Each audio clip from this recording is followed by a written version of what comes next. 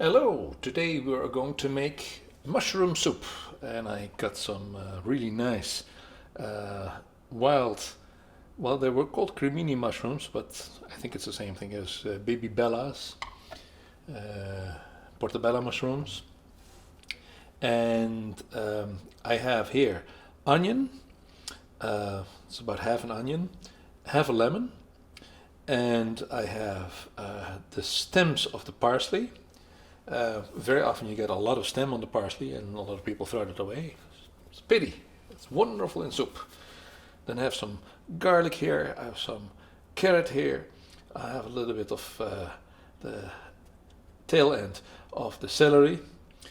Make sure you wash it really well because it usually contains a lot of sand. I won't mind spicy, so I'm putting a serrano pepper in, but it's optional. And then of that same lemon, I took the peel. It's an organic lemon, by the way, so it's safe to eat. I took the peel and just the yellow, nothing of the white, because as you know, that's bitter.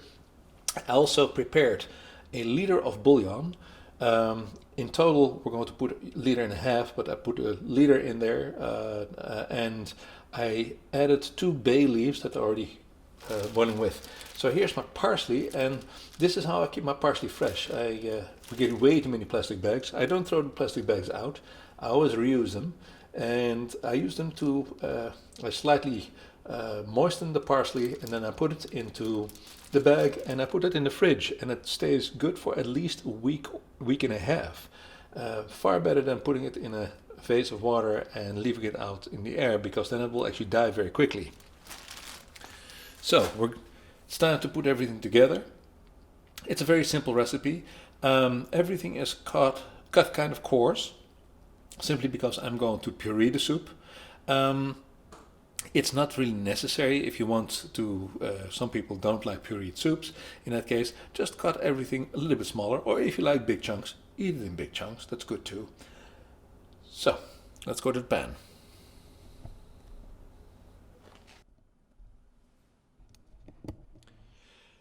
So this soup is actually a recipe based on Madrid style mushrooms, and it's a very delicious soup. We're first going to simply put in what they call un chorro de aceite de oliva, which is about 2 tablespoons of olive oil. And to that, we're first going to add our onions as usual.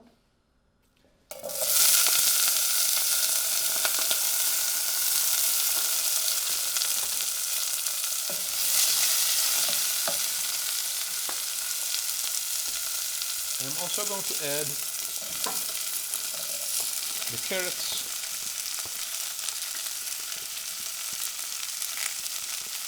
and the celery. And on a medium to low flame,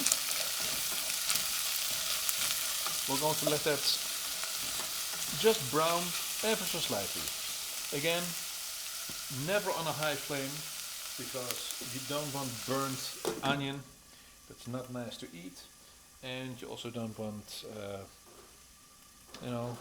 that kind of a taste.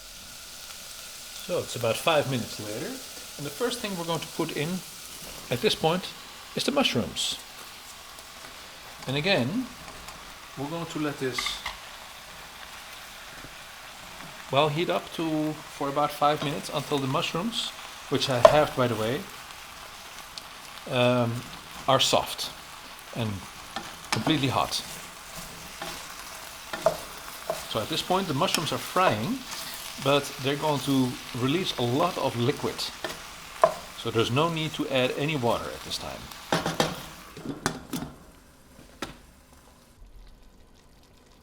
So I've transferred this to a larger stock pan because I realized I had probably a little too many ingredients, and I need a little more space. But I had to clean the stock pan first. So there's a fair amount of liquid that came out of the mushrooms. At this point, I'm simply going to add all the other ingredients. Here are the stems from the parsley. And actually I put some cilantro stems in there as well. You can put a fair amount of that. Instead of serrano pepper, you can also put guindilla in, a Spanish red pepper. But here's the lemon peel, the garlic, and we're going to add the bouillon, and then we're going to let this boil for about a good 30 minutes. So here's a liter of bouillon, and I'm going to add another half liter.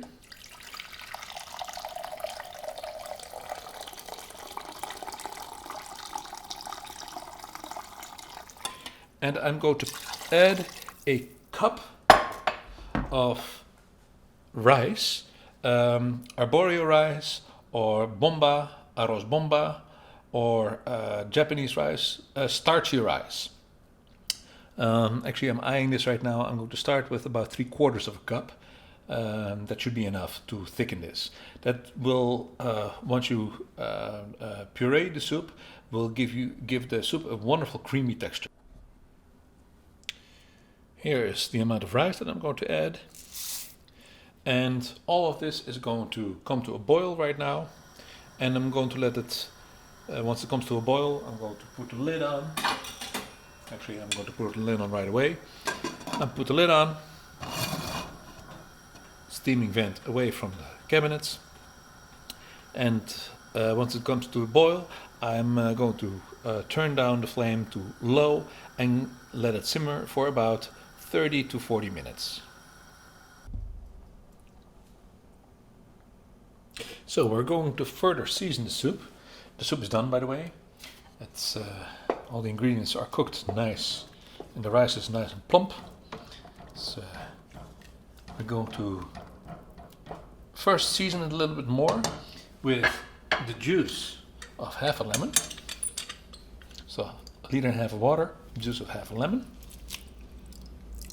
Oh, that's good. And then we're going to add about 3/4 of a cup of dry sherry, and we're going to boil it a little bit more while we're doing this, and let it boil for about 2 minutes. That way all the alcohol will be out of there. So you only get the essence of the sherry, you don't get the alcohol. Just in case you don't drink. You can leave it out, of course, but if you want to have that real nice Spanish flavor, then a little bit of Jerez is just wonderful. And then after it has boiled, we're going to puree it with the stick blender. You can also, of course, do this in a kitchen machine or in an osterizer. Works just fine too, a blender. And I like the stick blender because it's easy. I told you in a previous episode already that I'm lazy. So a stick blender is one of those few tools, gadgets that I really love. So I can already smell the alcohol is pretty much gone. That happens fast because the boiling point of alcohol is a lot lower than water. This was 100 degrees centigrade, and the boiling point of alcohol is just over 80 degrees. That is centigrade, not Fahrenheit. So I'll let it bubble a little bit, and then whatever kind of alcohol, trace amounts of alcohol that is still there, will evaporate as soon as I start blending it. So I'm going to turn this off right now. This is truly hot, so I always recommend that you wear glasses of some kind, just in case it splatters. Stick blending, very easy. Put it in there, and first just go up and down until you get the biggest chunks out of there. And it goes fairly fast. So it's half blended right now. That means it's kind of chunky still, but is nice and thick. You can leave it like this. Some people like it, that has a little more texture. I like mine more like the velouté kind of, the velvety kind of texture. So I'm going to do it a little bit longer. I do it at low. You can do it at high, but this makes less noise, and the result is the same. It just takes a little bit longer.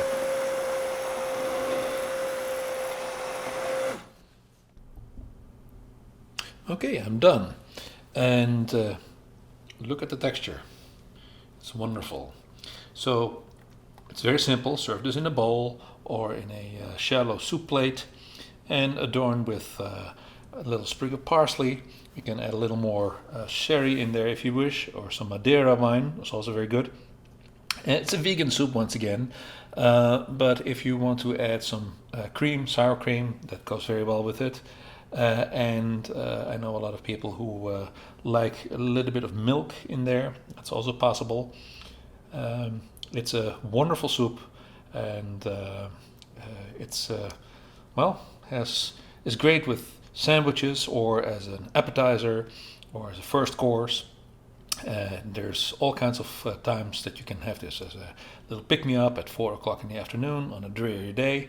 It's a wonderful springtime soup, and can make it of any kind of mushrooms. I usually make it out of cremini or baby bella mushrooms, but you can also make it out of white mushrooms or any kind of oyster mushrooms, those kinds of things. Delicious. Bon appetit!